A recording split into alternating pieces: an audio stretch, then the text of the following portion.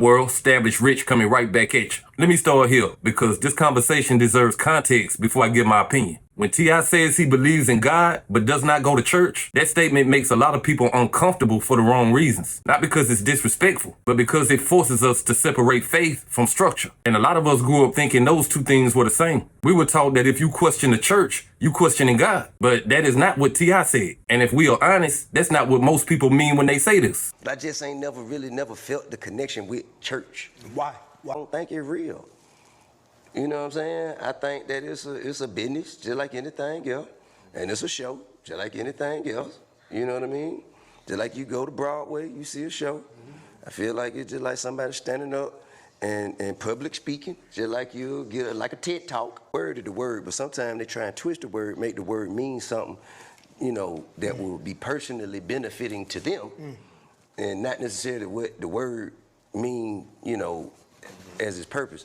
A lot of us were raised in homes where prayer didn't require a building. Prayer happened at kitchen tables, on couches, and in quiet rooms at night. Faith was not performed. Faith was practiced. Grandmothers did not need a sound system to talk to God. They did not need a collection plate to feel heard. They prayed because they believed. And they believed because they had seen God move in their lives. So when someone like T.I. says, I know God is real because I seen him move in my life, that's not a rejection of faith. That's a testimony. The problem is some people only recognize faith when it comes from a church door. And that is where the disconnect begins. Because if God is everywhere, why do we act like access to him is in a limited location? If God hears all prayers, why do some people talk like you need a middleman to be valid? This is what T.I. is pushing back against. Not God, but gatekeeping. And let's be clear about something else. T.I. did not say all churches are bad. He did not say all preachers are corrupt. He did not disrespect people who go to church. What he said was he does not feel a connection to the institution as it exists today. And millions of people quietly feel the same way. They still believe, they still pray, they still thank God for their lives, but they don't feel seen by the building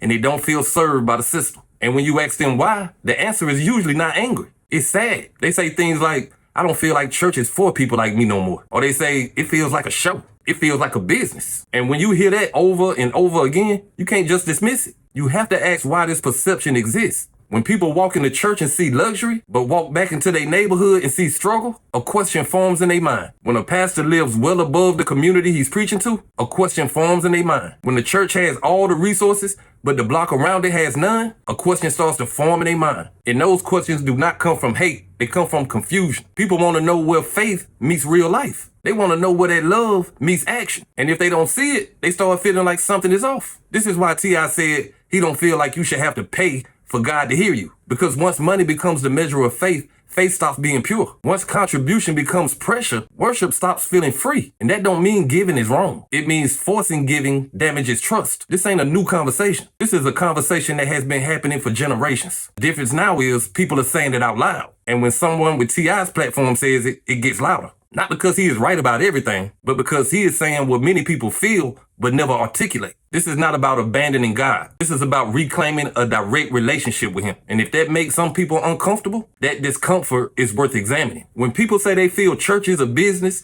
they're not saying God is a business. They are talking about operations, incentives, and lifestyle gap. And you cannot talk people out of what they see with their own eyes. When a preacher is wearing designer from the pulpit, but the people in the pews are worried about rent, people start doing the math in their head. When a church has multiple locations, but the neighborhood around it is still struggling, people start asking questions. When the message is always about giving more, but never about where the money went, people start pulling back. This does not mean the message of faith is wrong. It means the delivery is losing trust. And trust is everything when you're talking about God. T.I. said something very important that a lot of people missed. He said he don't need a broker to talk to God. That line hit hard because it touched a real feeling. A feeling that says, why do I need permission to pray? When did God require an appointment? That's not blasphemy. That's a question. And questions are not evil. Questions are how people grow. There's a difference between guidance and control. There's a difference between leadership and gatekeeping. And somewhere along the way, those lines got blurred. Now let's talk about the viral preachers. The ones who become famous for moments, not ministry. We all seen them. Preachers who go viral for demanding money. Preachers who go viral for shaming their congregation. Preachers who go viral for their cars, their jets, their watches. Preachers who sound more like motivational speakers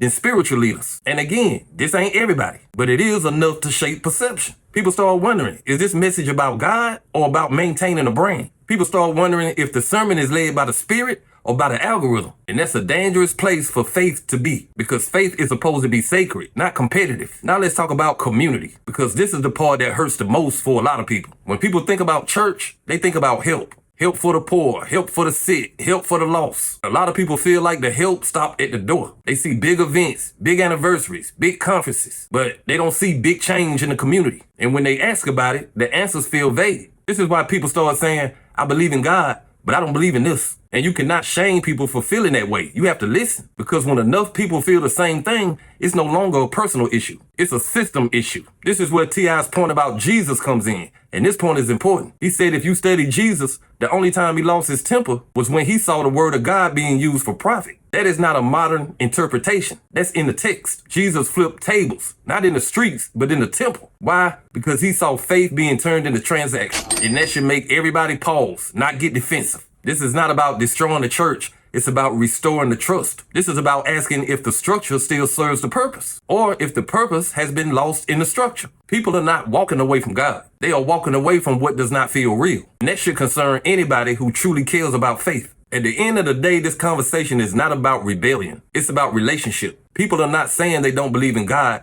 They are saying they want God without the noise. They want prayer without pressure, faith without fear, truth without transactions. And when T.I. says he don't need a middleman, what he is really saying is that his connection to God is personal. Faith was never meant to feel like a membership. It was never meant to feel like a subscription. And for a lot of people, that's exactly what it has become. You pay in, you show up, you follow the script. But if you ask too many questions, you get labeled. If you step back, you get judged. If you decide to walk away with God on your own terms, you get called lost. To me, that's where this problem lives, because God don't operate on guilt. People do. God don't need a stage. People do. God don't need to be surrounded by luxury.